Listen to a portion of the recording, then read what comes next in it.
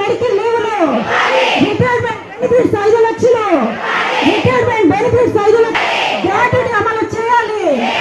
ICDS కు budget, మెసిడిఎస్ కు budget, supreme court ఇచ్చినటువంటి గ్రాట్యుటీ, సుప్రీం కోర్టు ఇచ్చినటువంటి గ్రాట్యుటీ, గౌరవ వేతనం మాకొద్దు, గౌరవ వేతనం మాకొద్దు, రిటైర్మెంట్ బెనిఫిట్స్ 5 లక్షలు ఇవ్వాలి, రిటైర్మెంట్ బెనిఫిట్స్ 5 లక్షలు ఇవ్వాలి.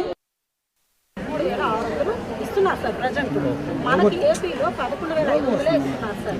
మేము ఆడ 13,600 ఇస్తున్నారు సార్, మనకి 11,500 ఇస్తున్నారు. ఒక రోజు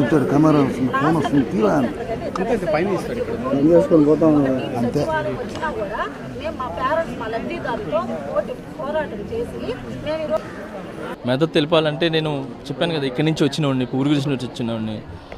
అక్కడ కూడా నేను తిన్నవాడిని, చదివినవాడిని. బిషప్ షూరి హై స్కూల్లో చదివినవాడిని నేను. మన బిషప్ షూరి స్కూల్ ఉంది కదా అక్కడంతా. సో ఎన్ని ప్రాబ్లమ్స్ తెలుసు. నేను వచ్చింది పాత చెక్ పోస్ట్, నేను పుట్టింది అక్కడ పాత చెక్ పోస్ట్ దగ్గర. అక్కడ అందరూ ఉన్నారు. ఇది ప్రతి ఒక్క కులాలకు సంబంధించిన వాళ్ళు కానీ, ప్రతి ఒక్క ఇది చేపలు పట్టేవాళ్ళు అందరూ, బిస్కెట్ పనులు చేసుకునే వాళ్ళు, మెకానిక్ పనులు చేసుకుని అందరూ ఉన్నారు. కాబట్టి నాకు అక్కడి నుంచి వచ్చాను కాబట్టి నాకు తెలుసు వాళ్ళ పిల్లలు ఎలా ఉన్నారు, ఏం చేస్తున్నారు, ఏం చేస్తున్నారు, వీళ్ళు ఎంత బాగా చూసుకుంటారని చెప్పి. సో నాకు కొంచెం బాధ వేసింది ఏంటంటే, ఒక లేడీ అంటే ఒక ఆడపిల్లలు వచ్చి అమ్మలు అక్కలు చెల్లి వచ్చి రోడ్డు మీద చాలా రోజుల నుంచి నిదానం చేస్తున్నా కూడా అది ముందుకు పోకపోవటం అనేది కొంచెం ఇబ్బంది వేసి, సరే నా వల్ల ఏదైనా అవుతుందేమో, నా మాట సహాయం ఏమైనా పనికొస్తుందేమో వాళ్ళకని చెప్పి నేను రావటం జరిగింది. సో నా మద్దతు తెలపడం జరిగింది. సార్ మీరు మళ్ళీ ఒక మాట మళ్ళీ చెప్తాను, పెట్టుకోండి సార్. రామ్ గోపాలమ్మ గారికి పవన్ కళ్యాణ్ గారు అంటే ఎంత ఇష్టం, జానీ మాస్టర్కి జగన్ గారు అంటే ఎంత ఇష్టం.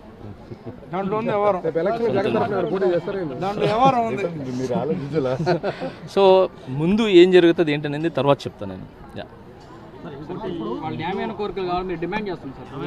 అవును 100% అండి డిమాండ్ చేస్తున్నాను కదండి. వాళ్ళు ఏదైతే డిమాండ్ చేస్తున్నారో అది రైట్, ఏదైతే ఉందో రైట్. నేను మా యూనియన్లోనే ఇంత పెద్ద బాధ్యతలు తీసుకొని ఇంటింటికి తీసుకుని వెళ్ళి వాళ్ళు పిల్లల్ని చూసుకోవడం అనేది చాలా పెద్ద బాధ్యత. అదే ఒక పిల్లని చూసుకోవాలంటే ఎంత కష్టమో తెలుసు. సో అలాంటిది వాళ్ళు అంత కష్టపడి చేస్తున్నారు. మళ్ళీ ఎప్పటికప్పుడు చూపిమని చెప్పి ఒక ఫోన్లు ఇస్తున్నారు. ఆ ఫోన్లు సిగ్నల్ ఉండదు, ఏముండదు. వాళ్ళకి ఇచ్చే ఫోన్స్ అలాంటివి కాబట్టి సిగ్నల్స్ ఉండవు. సో అప్పటికప్పుడు పెట్టాలని చెప్పి ట్రై చేస్తారు, పాపం అది దొరకదు. సో మీరు పని చేయట్లేదని చెప్పి అదొక ఇది వస్తుంది. ఏదైతే మధ్యలో ఉంటారు కదా సార్, పైన వాళ్ళు బాగుంటారు, కింద వాళ్ళు ఇది ఉంటారు సార్.